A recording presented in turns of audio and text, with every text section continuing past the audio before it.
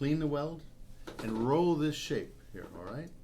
Then it goes in a die where a big press comes in, and these ears, we call these ears, Yes. are spread all at one time, all at once. And then another die comes and punches the holes. Okay. Have you ever had the time where you were tuning a drum, and these two, you put this on, this one and this one, they come to tune very quickly. But these four over here, you have to put more tension, and they still sound lower than these two. So you push more and more tension here, like this, and finally you get up to the same place, and you go back to the first two, and they're really high. So you have to loosen these, and you start chasing around here. We all do it. It's a common problem, right?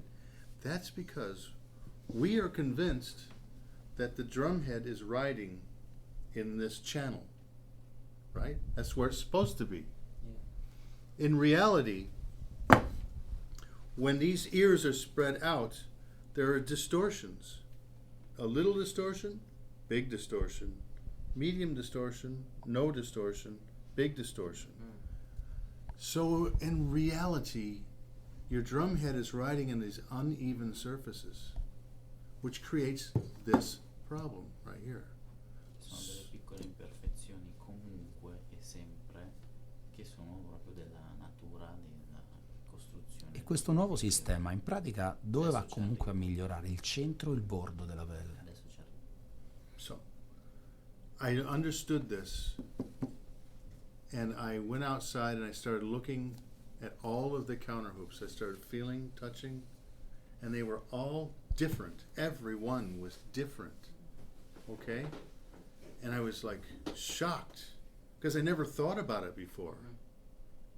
So, I came up, I spent a lot of money, and I have my hoops made in Taiwan, and I turned this guy into a world-class counter hoop maker.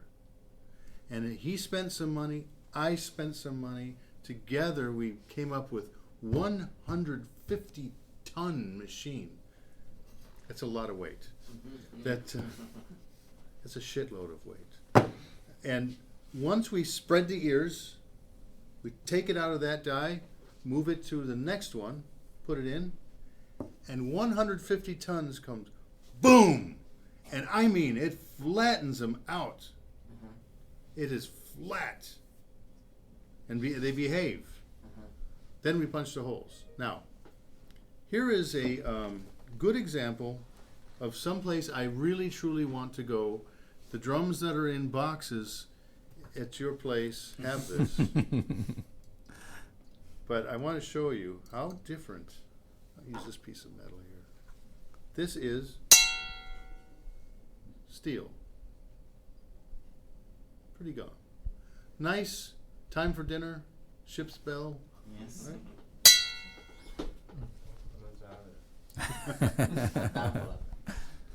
Okay. In the future, and Bernie knows I'm trying to get this going, I want to be able to aftermarket sell this kind of material.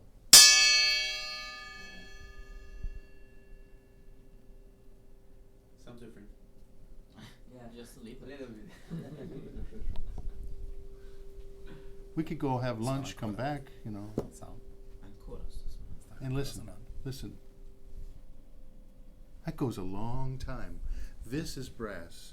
And what this does, manufactured properly, with all the things that we talked about, you know when you're playing your drums for maybe 6 months, 8 months, and one day you go, maybe I should change that bottom head.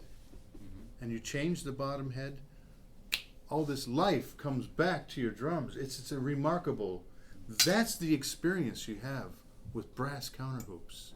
Now we can do this on the tom-toms.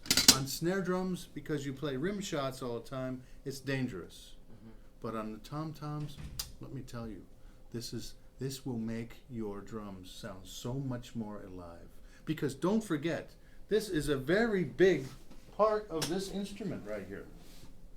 It's not just holding the heads on to tune. It's a very major part of the instrument.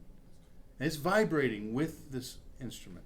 So I can't tell you how important it is. And while I was at it, making some changes, oh, mamma mia, Okay. I decided to make this change as well.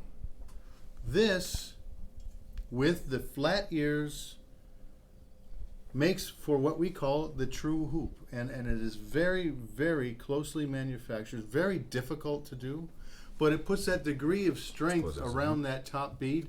It's kind to your sticks, it's kind to your hands, it's kind, it feels very strong at the top. It bridges the gap between triple flange hoops and die casts, like we were talking earlier. You get the complement of two kinds of worlds. And so I'm very proud of that whole process that we went through.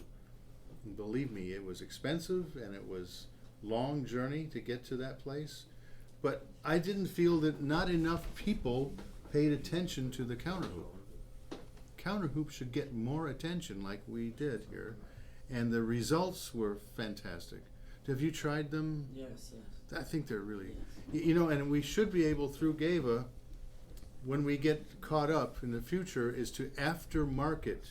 You can put these hoops on other drum sets. You know, unfortunately not Gretsch because of the 5-lug pattern.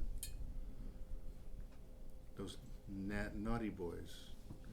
5 lugs. The last year, It's very the difficult. name, there aren't the name, the last years of True Hopes.